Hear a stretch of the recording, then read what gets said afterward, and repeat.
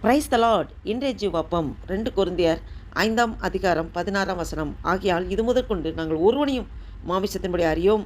நாங்கள் கிறிஸ்துவையும் மாமிசத்தின்படி அறிந்திருந்தாலும் இனி ஒருபோதும் அவரை மாமிசத்தின்படி அறியோம். ஆமேன். இதை கேட்டுக்கொண்டிருக்கிற நண்பு பிள்ளைகளே, பாருங்கள், அப்போஸ்தலனாகிய பவுல் கொரிந்துக்கு எழுதின நிருபத்தில் எழுதப்பட்ட வசனத்தை நாம் வாசித்தோம். பாருங்கள், ஒருவரையும் மாமிசத்தின்படி அறியோம் என்றால் என்ன? மாமிசத்தின்படி என்பது வெளிப்புறமான தோற்றம், ஒரு சமூகத்தின் நிலை, கல்வி, செல்வம், இனம், குடும்ப பின்னணி போன்ற மனித அளவுகோல்களை குறிக்கிறது. ஆமேன்.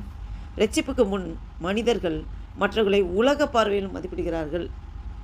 ஆனால் கிறிஸ்துவுக்குள் வந்த பின் அவர்களை தேவனுடைய சாயலிலே படைக்கப்பட்டவர்களாகவும் தேவன் நேசிக்கும் ஆத்துமாக்களாகவும் பார்க்க வேண்டும்.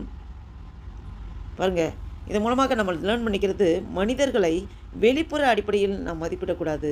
தேவன் பார்க்கும் பார்வையிலே பார்க்க வேண்டும்.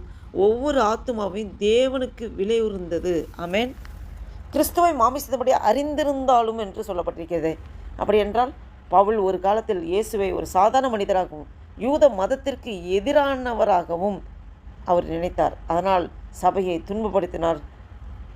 அநேக பாடுகள், வேதனைகள், சரீரத்தை அவர் தன்னை மதத்திற்கு, அதாவது யூத மதத்திற்கு எதிரானவர்களாகவும் நிறைய பேர் நினச்சாங்க. அவர் அதனால் சபையை பவுல் துன்பப்படுத்துகிறாரு. யார்? இயேசு கிறிஸ்து ஒரு சாதாரண மனிதராகவும் யூத மதத்துக்கு தலைவராகவும் என்றார். இதனால் சபையை துன்பப்படுத்தினார்.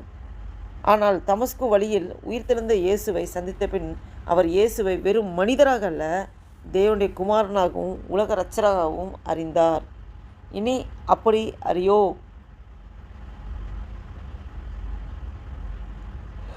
இனி எப்படி அறியோ? கிறிஸ்துவை பற்றி பவுலின் புரிதல் முழுமையாக மாறியது. அவர் இனி இயேசுவை வரலாற்று நபராக மட்டுமல்ல, உயிரோடு இருக்கும் ஆண்டவராக அறிந்தார். ஆமேன். பாருங்கள், இதுதான் விசுவாசியின் அனுபவமாக இருக்க வேண்டும். எது? இயேசுவை பற்றி கேள்விப்பட்ட அறிவு மட்டும் போதாது, அவரை தனிப்பட்ட இரட்சகராக வாழ்ந்து அனுபவித்து அறிய வேண்டும். ஆமேன். பாருங்கள், கிறிஸ்துவை அறிந்த பின் வாழ்க்கை பார்வை ஒவ்வொருவருக்கும் இந்த மாற்றத்தை நிகழ்த்த வேண்டும். அல்லேலூயா. பாருங்கள், மற்றவர்களை வெளிப்புற தோற்றத்தால் மதிப்பிடாதிருக்க வேண்டும்.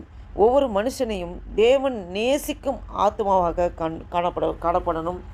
இன்னும் இயேசுவை வெறும் மத தலைவராக அல்ல, உயிருள்ள ஆண்டவராக நாம் அறிந்து கொள்ள வேண்டும். கிறிஸ்துவுக்குள் புதிய பார்வையுடன் நாம் வாழ வேண்டும். ஆமேன். இதை கேட்டுக்கொண்டிருக்கிற நண்புதே பிள்ளைகளே, உங்களோடும் என்னோடும் ஆண்டவர் பேசிக்கொண்டிருக்கிறார். நாம் இந்த அர்ப்பணிப்போடு ஒரு புதிய நாளைக்குள் ஆண்டு நம்ம நடத்தி கொண்டிருக்க தேவனுக்கு நன்றி செலுத்தி ஆண்டை நோக்கி பார்த்து ஜெபம் செய்வோம். அல்லேலூயா. நன்றி தகப்பனே, நன்றியோடு துதிக்கிறோம் ஆண்டவரே. துதிகள் மத்தியில் வாசம் செய்கிற தேவனே, நன்றியோடு துதிக்கிறோம் ஐயா. நன்றி அப்பா, அந்த வாசித்த வேத வசனப்படி ஆண்டவரே எங்களோட அநேக காரியங்களும் இடைப்பட்ட ஆண்டவரே, நாங்கள் முழுவதுமாக அர்ப்பணித்திருக்கலாக அப்பா உமக்காக எழுப்பி பிரகாசிக்க கிருபை பெற்ற முடியாது ஜெபிக்கிறோம்.